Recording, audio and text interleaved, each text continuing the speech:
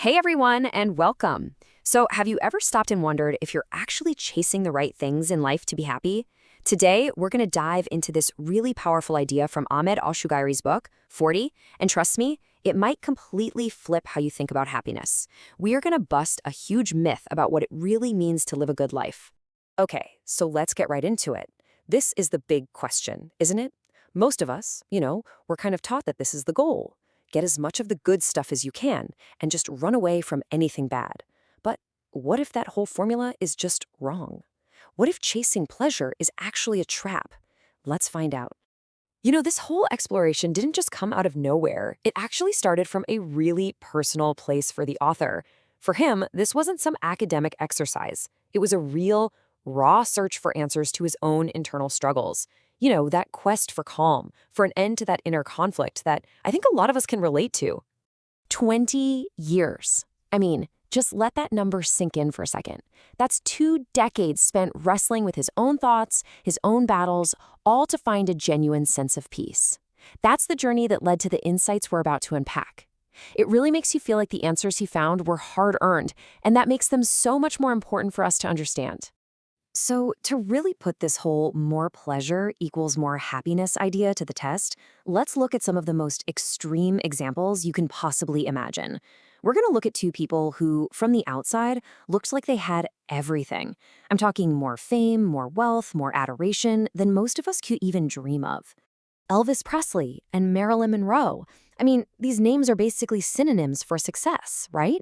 They were at the absolute top of their game, global icons who had access to literally every single pleasure the world could possibly offer. They should have been the happiest people on the planet, right? And let's be really clear about the scale of Elvis's success here. We're not just talking about being a little famous. The guy is still the best-selling solo artist in history. Think about that. Decades after he passed away, his music is still outselling entire corporations. He had it all: the money, the fame, the love of millions. And this is the gut punch. Despite having every single external pleasure you can imagine, his inner life was a complete wreck.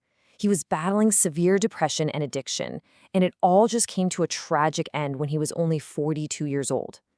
All that pleasure, it couldn't save him. And so tragically, we see the exact same pattern with Marilyn Monroe. She wasn't just a movie star. She was a global symbol of beauty and glamour, an absolute icon.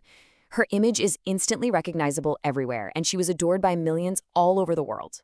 And yet her life was filled with deep inner turmoil, and it ended with a fatal overdose when she was just 36.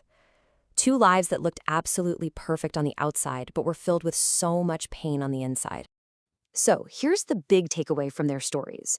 Elvis and Marilyn aren't just celebrity tragedies. They're basically exhibit A and B. They show us, in the most dramatic way possible, that a life built only on chasing pleasure, fame, and money, it just doesn't lead to happiness. In fact, it can lead to the complete opposite. Okay, so if chasing pleasure is a broken model, then what's the alternative? This is where the book gives us a totally new framework, a completely different way of thinking about what a happy life actually is. And it breaks it down into 3 different paths. So here they are, the 3 paths. Path 1 is the one we just saw fail so spectacularly with Elvis and Marilyn: all pleasure, no pain. Path 2, a life with 0 pain. Well, come on, that's just impossible, isn't it? Life is always going to have its challenges. So that leaves us with path number 3, a life that's guided by principles and values. And this really frames the choice that all of us face. See, the goal isn't some fantasy life with 0 problems. The real choice is which path you're going to walk. The one where you're just chasing fleeting feelings, or the one you build on a solid foundation of meaning and personal values. And this brings us to what is maybe the most powerful and practical idea in the entire book. Seriously, this is a game changer. It's the idea that you have the ability to reprogram your own brain and decide what actually feels like pleasure to you. Just take a look at this comparison here. On the left, you've got the easy stuff, right? The quick, cheap hits of pleasure. But on the right, these are the things that, yeah, they might take a little more effort, but they deliver a much deeper, more lasting kind of satisfaction. And here's the secret. You can actually train your brain to crave the things on the right. And this works with really simple, everyday things. Think about switching from white bread to whole wheat. At first, it feels like a sacrifice, doesn't it? But over time, you can learn to genuinely prefer it. It's the same with drinking coffee without sugar or learning to actually love the feeling of a good workout. But the most powerful example? Finding that deep satisfaction that comes from genuinely helping someone else. These are all learned pleasures. This is the core message, right here.